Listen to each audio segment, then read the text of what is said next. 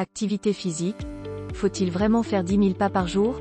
Peut-être avez-vous entendu dire qu'il faut faire au moins 10 000 pas par jour pour préserver sa santé.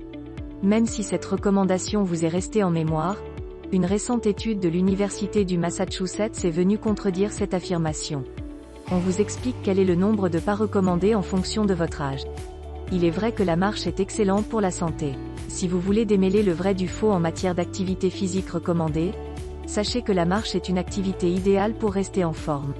Elle permet notamment de conserver son poids de forme et de limiter le risque de fracture osseuse à partir de 50 ans. Même si elle n'est pas aussi intense que la course à pied ou le vélo, la marche permet de réduire de moitié le risque de décès prématuré à partir de 6 000 pas par jour environ. Si vous avez un métier sédentaire ou que vous faites très peu d'activité physique, marcher tous les jours est une des meilleures résolutions que vous pouvez prendre pour votre santé. Il n'est pas nécessaire de faire 10 000 pas chaque jour. Malgré tout, il n'est pas indispensable d'atteindre le nombre symbolique de 10 000 pas par jour pour rester en forme et en bonne santé. Ce nombre de pas équivaut à environ 8 km ou 1h40 de marche en fonction de la longueur de vos foulées et de votre vitesse. Cela permet de dépenser entre 300 et 400 calories. C'est un nombre de pas que l'on entend souvent dans les recommandations officielles, mais une étude publiée par The Lancet Public Health le 1er mars 2022 a révélé que marcher moins est tout aussi bénéfique. Les auteurs de cette étude, qui sont des chercheurs de l'Université du Massachusetts, ont cherché à établir un lien entre le nombre de pas effectués chaque jour et la mortalité toutes causes confondues.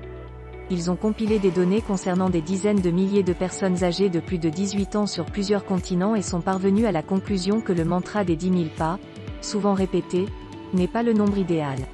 Faire 6 000 pas par jour, c'est déjà bien. Cette étude vient donc remettre en cause une croyance profondément ancrée dans les esprits.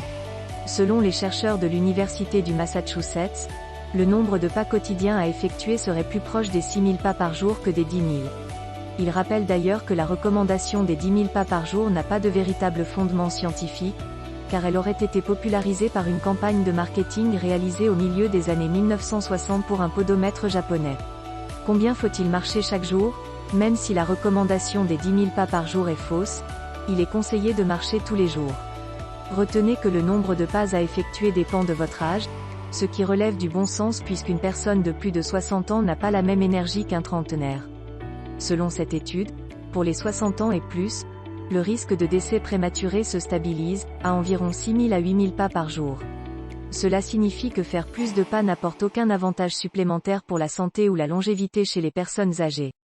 Pour les moins de 60 ans, le risque de décès prématuré se stabilise, à environ 8 000 à 10 000 pas par jour. C'est donc le nombre de pas à recommander pour les jeunes adultes. Comment mettre en pratique les conclusions de cette étude? Si vous voulez vous inspirer des conclusions de cette étude pour augmenter votre activité physique au quotidien, commencez par faire l'acquisition d'un podomètre ou par installer une application qui compte vos pas sur votre smartphone. Ce type d'outil vous permettra de mesurer le nombre de pas que vous faites habituellement, mais pas seulement. Compter ses pas est aussi un bon moyen de se motiver à marcher davantage chaque jour. En ce qui concerne le rythme à adopter, retenez une autre conclusion de cette étude: la vitesse de la marche n'a pas d'importance. L'essentiel pour une meilleure espérance de vie est de marcher tous les jours, à son rythme.